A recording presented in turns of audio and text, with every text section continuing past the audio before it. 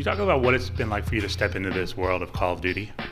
Playing Lieutenant Salter has been an awesome opportunity. I did a game in the past, but this was so much more immersive and such a long process. And as soon as I found out that we'd be working for the franchise, I was so excited because I know how huge Call of Duty is.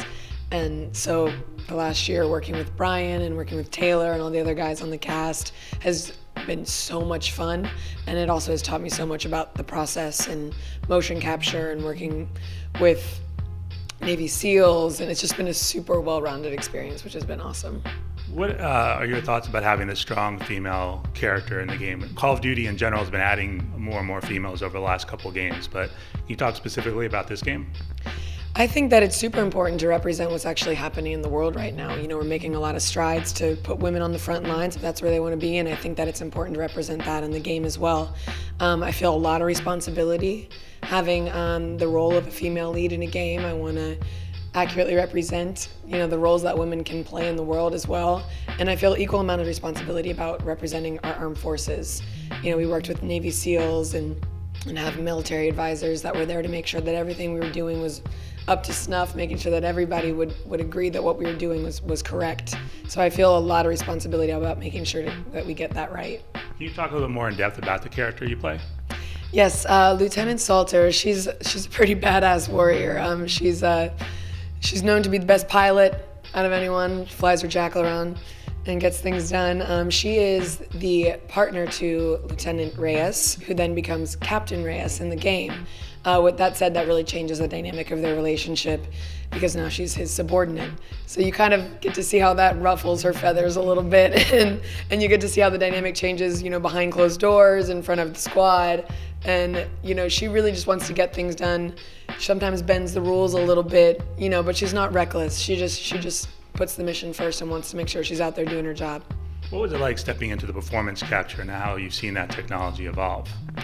It's definitely takes a little getting used to it first. We all have to give a good laugh when we look around the room and see each other in these suits with all the balls on them running around, and you got these helmets with cameras in front of you. So your first couple weeks you're opening cabinets into yourself or walking into a doorway, or there'd be scenes where Brian and I would have to hug or do something close in, and we'd end up locking horns, and you try to avoid having your cameras lock, and you're dealing with Velcro everything.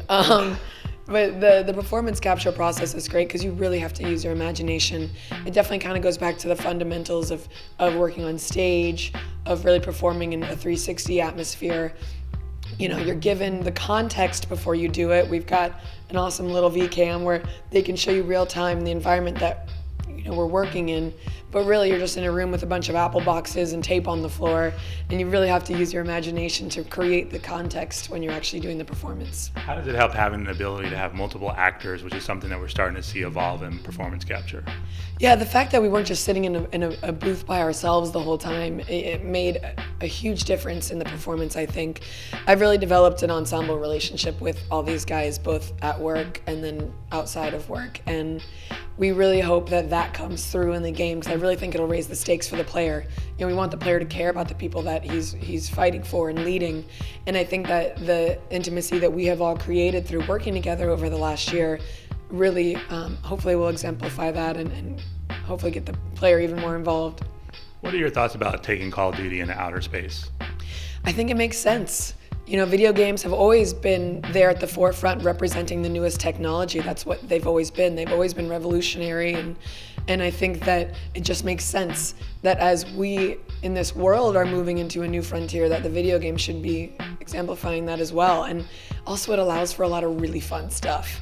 You get the very typical Call of Duty experience, but now you get to add a few tools to your arsenal. There's a bunch of new environments to get used to, a bunch of new challenges, and I think that new players and old players will find things for themselves in this game.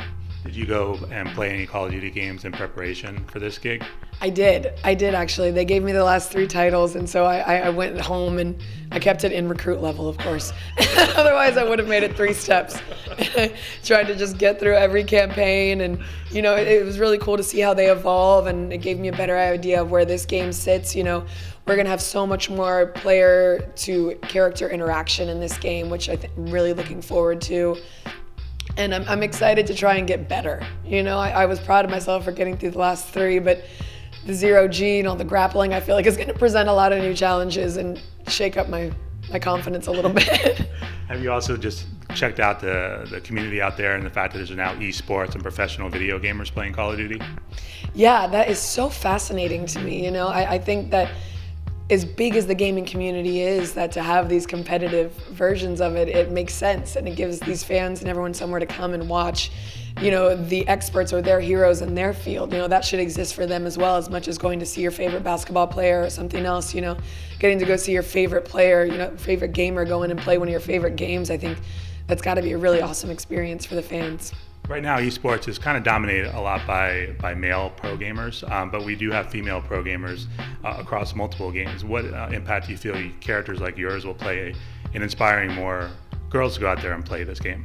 I think that it's not that people don't want women in games or they don't like women in games. They've just never been given women in games. So I think that that's why I take so much responsibility for representing women in gaming with this role, because it shouldn't be even a factor. I think people will play through the game and Lieutenant Salter be as much of a part of the squad as everyone else. And I think that simply by just having that exist, simply by just having it feel natural and having it be a strong force, will make it so that it's a little bit more of a possibility in people's minds when it comes to, hopefully, to esports and get more women involved, now that they're hopefully being more and more represented as we go on.